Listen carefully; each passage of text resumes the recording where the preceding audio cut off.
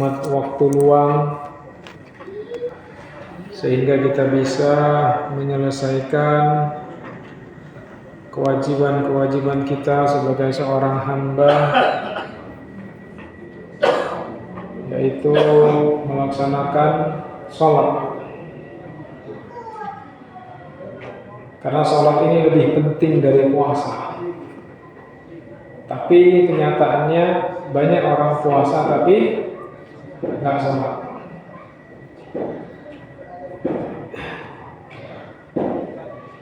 Bapak Ibu jamaah sholat isya dan sholat tarawih yang dirahmati oleh Allah Subhanahu Wa Taala. Alhamdulillah malam ini kita masuk malam yang keberapa? 17. Masya Allah. Kerasa ya? Kerasa nggak? Enggak ya, udah bukan. Iya. Malam 17. Malam 17 ini umumnya di tempat kita meyakini nuzulul Quran ya. Tapi kalau kita kaji lagi dengan membaca literatur-literatur yang ada, bahwasanya nuzulul Quran itu lebih tepatnya Lailatul Qadar. Dan itu jelas-jelas ya, kita semua hafal ya dalilnya. Inna anzalnahu fi Lailatul Qadar. Sesungguhnya kami turunkan Al-Quran pada malam Lailatul Qadar. Kata Nabi sallallahu alaihi wasallam, taharraw Lailatul Qadri fi asril awakhiri min Ramadan. Carilah Lailatul Qadar itu di 10 malam yang akhir di bulan Ramadan. Ya. Tapi ala kulihal. Ala kulihal itu apa bahasa kitanya? Ala kulihal itu pokoknya gitu ya. Kita paling tidak mengambil pelajaran ya, tentang nuzulul Quran. Bahwasanya Allah Subhanahu wa taala menurunkan Al-Quran itu berapa surat? 114 surat. Berapa ayat? 6.000. Iya, itu yang terkenal di masyarakat kita itu 6.666 ayat. Padahal yang rojih itu 6.236 ayat. Ya, itu yang dihitung oleh pakar tafsir Al-Imam Ibnu Katsir dalam tafsirnya. Ya. Dan juga masih ada versi yang lain, tapi versi yang lain juga nggak sampai 6.600, masih angka 6.200. Ya, kenapa para ulama ini berselisih dalam menghitung ayat? Karena mereka ada yang memasukkan Bismillahirrahmanirrahim itu ke dalam ayat, sebagian menghitung tidak, nggak masuk. Ya, tidak masuk. Bismillahirrahmanirrahim itu hanya pemisah surat dari surat 1 ke surat berikutnya. Atau untuk menunjukkan apa? Menunjukkan Bismillahirrahmanirrahim itu awal permulaan surat. Kecuali dalam surat At-Taubah. Dia tidak ada lafaz Bismillahirrahmanirrahim. Makanya para ulama itu menyebutkan kalau kita baca Quran, bacanya dari awal surat sertakan Bismillah. Tapi kalau kita baca Al-Quran tapi bacanya tidak di awal surat, bisa jadi di pertengahan, ya, maka tidak perlu membaca Bismillah. Karena Bismillah itu hanya pemisah antara surat satu dengan surat berikutnya, atau untuk menunjukkan bahwasanya dia adalah awal surat. Tapi baik di awal surat ataupun di pertengahan surat, para ulama sepakat baca apa? Ta'awuz. A'udzubillahi minasyaitonirrajim. Ya, baru kalau dia di awal surat baca bismillah, kalau dia di pertengahan surat langsung baca ayat. Itu adabnya. Ya. Kemudian juga adab yang kedua, bahwasanya setiap orang membaca Al-Qur'an itu tidak harus diawali dengan Al-Fatihah dulu. Ya. Tidak harus diawali dengan Al-Fatihah dulu. Jadi kalau kita buka umpamanya surat At-Tahrim atau surat Al-Mursalat, ya sudah langsung baca ta'awud, baca bismillah, langsung baca ayat. Ya, tidak mesti membaca Al-Fatihah. Adapun mencium Al-Qur'an setelah kita selesai ngaji, ini mimbabi ikram, termasuk pemuliaan terhadap Al-Qur'an.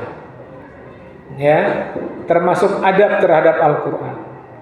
Kemudian mau ngaji kita berwudu terlebih dulu, ini juga termasuk min ikram fi tilawatil Qur'an, bagian dari adab. Tapi para ulama tidak mewajibkan adab, hanya adab. Ya.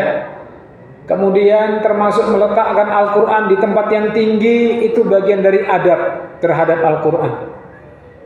Jadi kita nggak boleh meletakkan Al-Qur'an itu di tempat yang rendah. Kenapa?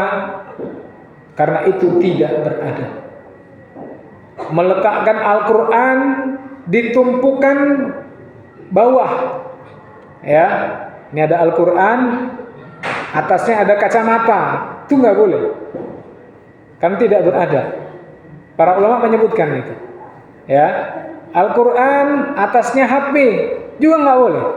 Jadi Al-Qur'an ini hendaknya diletakkan tempat yang paling tinggi. Ya, jadi jangan ada di atasnya itu sesuatu selain Al-Qur'an. Itu mimbabil adab. Kemudian juga para ulama menyebutkan kalau kita mendapati mushaf lembaran Al-Qur'an itu terpisah, kemudian dia tercecer di tempat-tempat yang tidak semestinya, bukan di tempat-tempat yang mulia, entah itu di lantai, di